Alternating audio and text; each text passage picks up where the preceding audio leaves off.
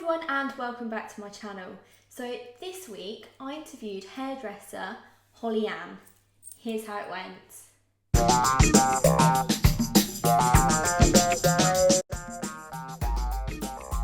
Hi Hollie. Hello. So Good. you're obviously a hairdresser. I am. So Officially. So the first kind of thing what I want to talk about is what made you Yeah. into hairdressing?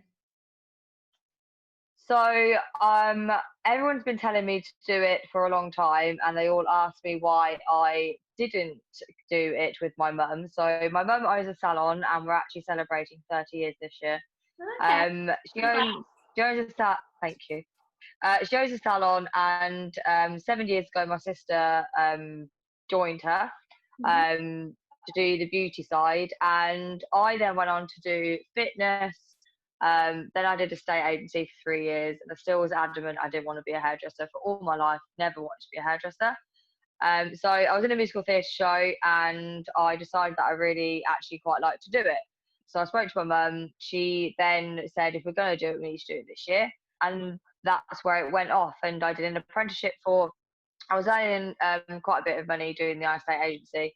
I had a really nice car, and I loved life. And I had to make a massive life decision where I'd have to sell my car, um, sell everything, get rid of everything just to be an apprenticeship wage. So I went from being, really like kind of, oh, I've got money, blah, blah, back down to I haven't got anything. So I actually lived off about £500 a month being 24.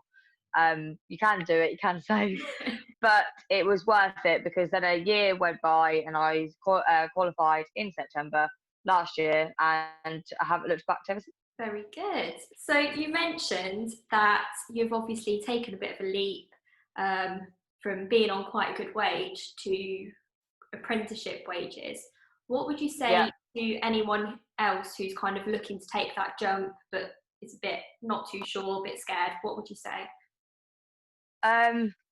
It's a really difficult decision to make, especially if you're 24 and you've either got a partner like I have, and you want to save for a house, or even if you haven't got a partner and you're single and you want to still save for the things that you want in life. I think every girl always has their 5-year plan and always wants to do stuff, and they always want to move out. They always want to meet a nice boy. But for me, I'd say my best advice is just don't hold back. Just go for it. It doesn't matter what age you are to do something that you want to do. So, for instance, my cousin Lucy, she wants to do things that she's never done. My sister, again, always wanted to do beautician, but she just didn't. She just always wanted to do that. So there's two scales of it where, I really wanted to be a state agent, and actually, in fact, I went to school and I hadn't got a clue what I wanted to do. I went to college and did performing arts for 3 or 4 years. I was then going to go to uni and do performing arts for however else long. I didn't in the end. I had a year out, but I didn't know what I wanted to do, and it wasn't until I was, how old was I? 24, that I decided to go into hairdressing. So my advice to people would be just go for it. Don't worry about your age, and anyone can train at any age now. There's so many courses, there's so many colleges that could just train you up. So my advice would be just do it. Don't think about it, just do it. And if it doesn't work out, it doesn't work out. But if it's something you've always wanted to do, or you're good at it, just don't stop and just go for it. So you also mentioned about you're involved in musical theatre. I am. Talk to me a bit about that. Well, obviously, as you're involved, but I am a part of a musical theatre company called KOS, originally called the Kettering Operatic Society. It's amazing. We've got our own little family. We do shows every year, once a year. We used to do two, if anyone knew our shows. But we only do one a year now, a big one, and we absolutely love it. You're involved, obviously, as a dancer as well as I am. I've been in KOS since I was 6 years old, so I think I'm coming up to celebrating my 20th year next year. Being in the society. Amazing people, amazing shows. People think that when they go to amateur dramatics, so they all think they're not going to see the greatest show. But honestly, I can say that our shows are very professional, and I think anyone who's seen them would say the same. I love it and I hate it sometimes. So, but I love it because I love doing it. But obviously, on the other side, you get some of the things that, amateur dramatics that comes. So you have to, you have the time off work, and you have to do all those stuff. So you kind of love it. But I mean, I don't hate it because I absolutely love it. I've been doing it since I was 6, so I can't really say that.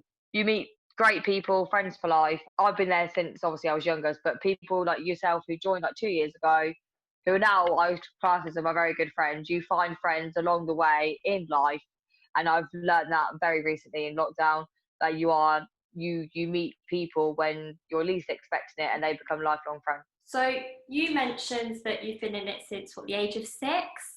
Yeah. Okay, I'm going to have to ask you, do you still get stage fright? Yes, I do. Not stage fright. I get so nervous. So I'm fine when we're on show week. I won't even bat an eyelid. But when you're on that stage and you know a dance and you're in a dance and whatever, I get so nervous when I'm doing the dance that I don't want to get it wrong. I mean, there was one instance where I was in a show and I got it wrong, and I actually like shouted out loud on the stage, like, oh no, I got it wrong, and I'm like, what am I doing? So I did that, which was really embarrassing. Yes, I do, and I don't care what anyone else says. Everybody who does stage musical theatre, 540 people looking at you, you have to get stage. Not sort of stage fright, like nervous. There's no doubt about it. Before I go onto that stage and I walk onto that stage, I am pooing myself. But there's not many people. You're probably saying that you only have friends. None of them could do it. None of them could walk on a stage and perform the way we do. I love my family of musical theatre, and they are different people, but for so many different reasons, and they're so different to your normal friends. They're like it's a different world being in amateur dramatics. People who are in it will know what I mean by that, but people who won't probably won't.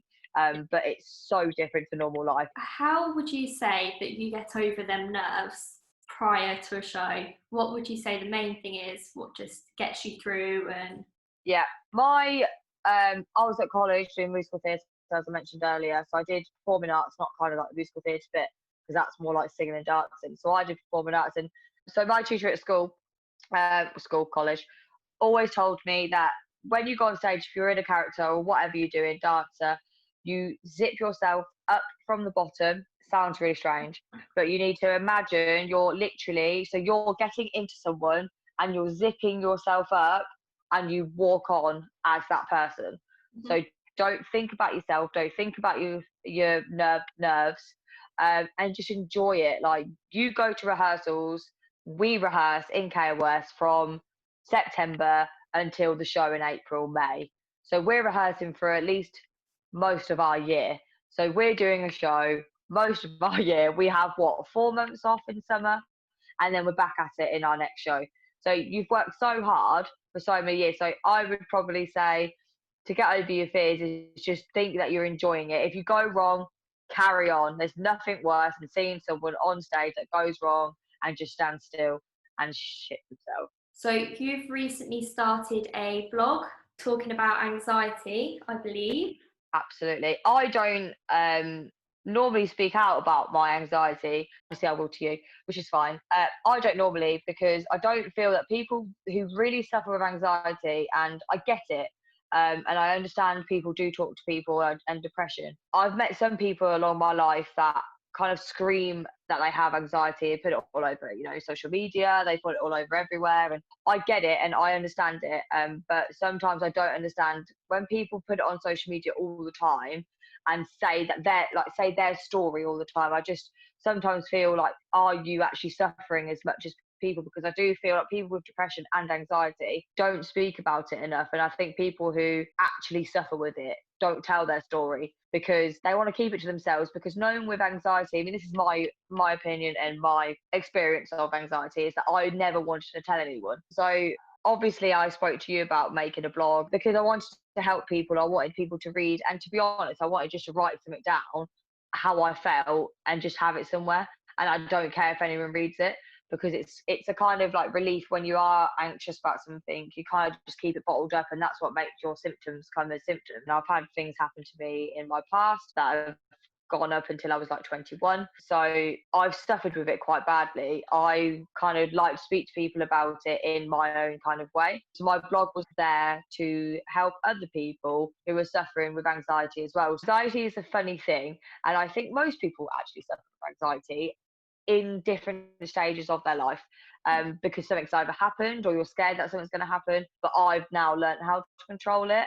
And I do feel for people that get anxiety when they're older because they actually don't know how to deal with it because they're so used to not having it. Do you think that if you haven't had it, then you struggle to come to terms with someone who does? I mean, I know we see quite a bit on social media about, oh, they'll get over it. What's your views on that? And also, do you think it's spoken about enough? One, it's never spoken about enough. But I think when you deal with that sort of thing, you ain't going to speak about it. My sister and my mum's now dealt with anxiety, and so is my sister. But before, it's like Harry, like say Harry or people, I don't think they do understand. Because when you haven't dealt with something, it's like having a job, isn't it? Like when you haven't done something, you don't know how to do it. Or when you've been through something, so say like, you know, your mum and dad splitting up, or having like someone whose mum and dad has split up, like myself. So I think it's different situations. If you deal with it and you've dealt with it and you've had it, you will understand. Mm-hmm. If you haven't dealt with it and you don't live with someone who has dealt with it, I think it's really hard for someone who hasn't had it to try and actually deal with that person who's got it. You've obviously quite into your fitness. Would you say that fitness helps with anxiety? Obviously, we know that fitness releases certain hormones, what helps with stress. Would you say it helps you? Oh my God, like 110%. I actually went to the doctors for my anxiety, you know, over the years, and I was in Sports Direct Fitness, working as you know, like a reception, and worked my way through. And then I got mad into fitness, and I was doing it every day before my shifts, after my shifts, and I loved it. And then when obviously I left, I still tried to keep up with it, and I do actually love fitness. But I never want to. I was speaking to a friend the other day, and we were talking about how fitness takes over your life, and we were saying how some people who want to be like really fit and bodybuilders and whatever they want to do, it completely takes over their lives. To become a fitness freak, you obviously have to like eat healthy, you have to eat chicken, you have to do all the protein stuff. That's that. Your life completely changes when you want to be a fitness, like into fitness so much. I've always wanted to live my life around, yes, I want to be fit and I want to have a good body as girls want, every girl wants. I have to say, with that sort of thing, I would rather be happy and exercise when I can, and go out with my friends, because I've seen people in working at gyms and they're there like 3 times a day or like twice a day, and they haven't got like, I can't say they haven't got a life, but they don't seem to have a social life because you're constantly doing this. You can't go out and drink because you can't drink when you exercise. We can, but it's obviously bad for you. So yes, I love fitness and I do like to do it a lot. I mean, in lockdown, it's been touch and go.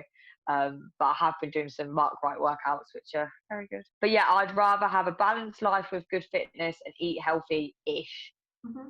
and go out with my friends and have a good social life, because I know so many people that don't. And I was talking to a friend that I've obviously met over through lockdown, and he was, you know, telling me that it used to be his life. And coming back to anxiety, I went to the doctors and he said, are you gymming? Are you exercising? Are you getting all that? And at that time I wasn't, but I had.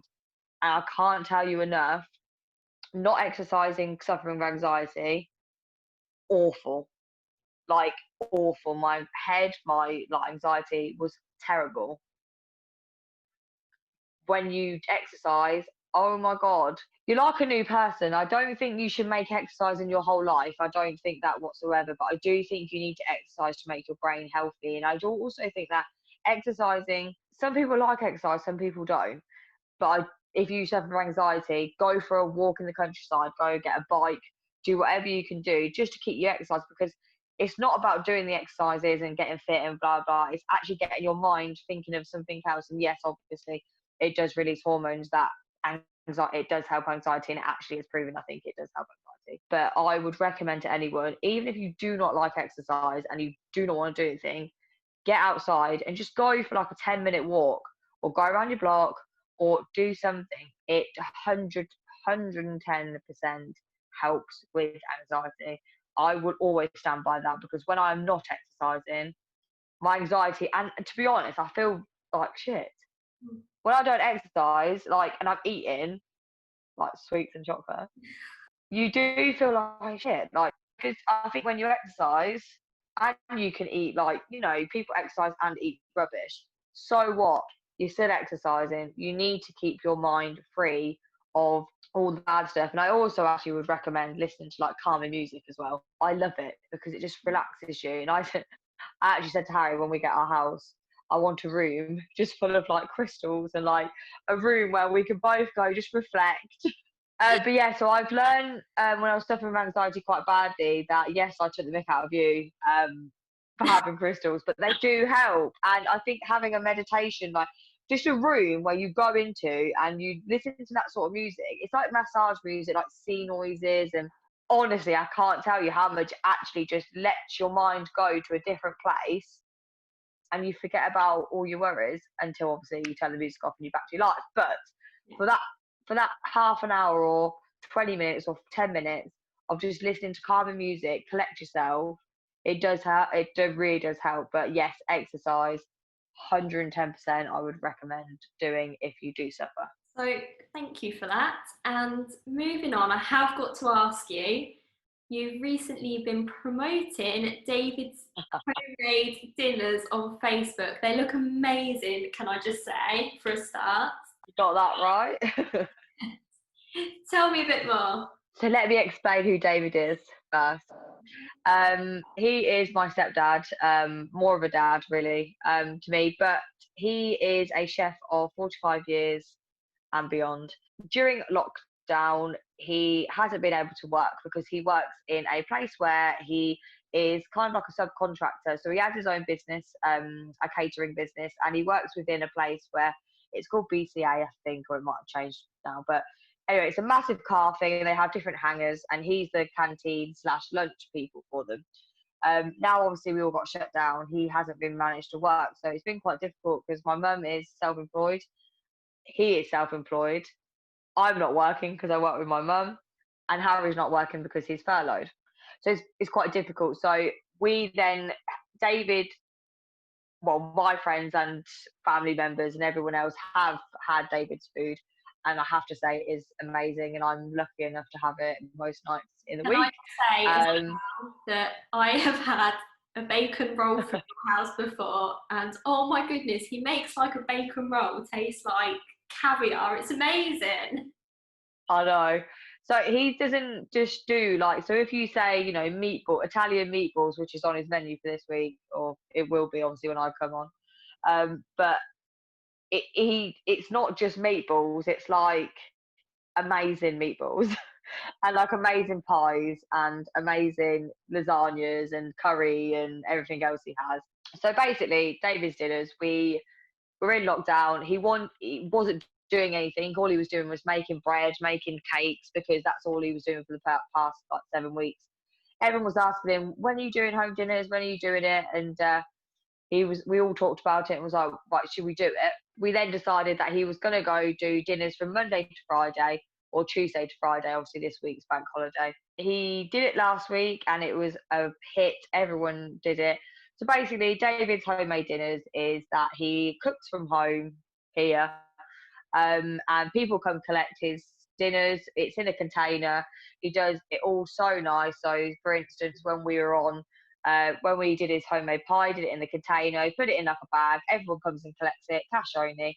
We do it socially distant, so we obviously put it on, they collect it, give everyone a separate time, and they heat it up at home. So the idea of it is he cooks it all here, prepares it all, explains to the person that comes collects it how to cook it at home. It's not really cooking because it's already done. It literally is you're taking it home and you're heating it up, because it'd be too difficult to serve like hot food all the time. So you literally have a container in a bag. He explains what to do with it. You go do it.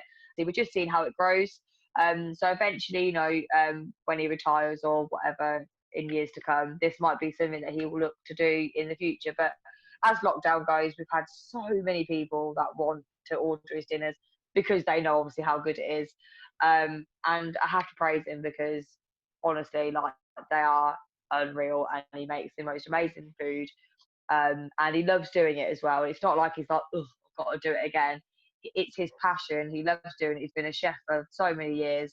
And not saying my mum loves her kitchen being being cooked in every day, but it's worth it. And he thought, if I could make a little bit of money for the household doing the thing I love, then why not? So obviously I was then made to do the logo, and which obviously I love doing. And I'm in charge of his Facebook. So yeah, the idea of how it works is we put a menu out at the beginning of the week. You read the menu, decide what you want for the week. You tell us how much you want and what you want. It's £5 per portion, and that's it. So £5 per portion. It's £40 if you had it for like the whole week, or £50 for the whole week. Some people are paying like £100 like a week for their food. Well, not anymore. Not anymore with David's dinners. David's dinners. But yeah, no, it is really good, and I'm sure you'll have, by the time I'm on YouTube, you would have had some. I would have. But yeah, it's an amazing idea, and it's difficult because people who haven't tasted his food won't necessarily know how good it is. So we're trying to get new people that try it, obviously, because it's a fiver, it's not that much money. Try it, and then once they've tried his food, we know he'll like wanna. It'll grow, but it's tasting it, isn't it? Like it's getting that, as a person, it's taking that plunge to order it and actually have it. So I think that's where we're at the moment. We're just getting more and more people trying his food, and then hopefully more and more people will order as the weeks go on, because obviously we're not going back anytime soon. But it sounds like it's keeping you busy, which is It definitely is. And thanks ever so much for coming on today. I wish you all. You're very welcome. David's dinners, and when you get back to hairdressing. Yeah, next year. But no, it's been really good speaking to you, and thank you. Thank you so much. You're doing a very good job. Now, I hope you all learnt something from that video.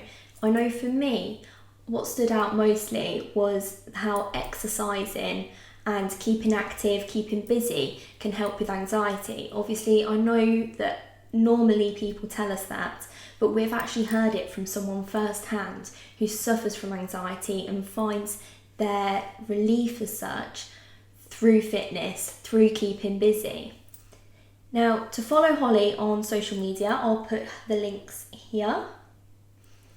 If you have someone that inspires you, please comment below. I'm always so intrigued to find out who inspires you guys. Likewise, if you have an inspiring story to tell, comment below or drop me a message on social media. Again, I'm always so intrigued to hear from others about their different stories. Don't forget to hit subscribe, and I'll speak to you all next week. See you later.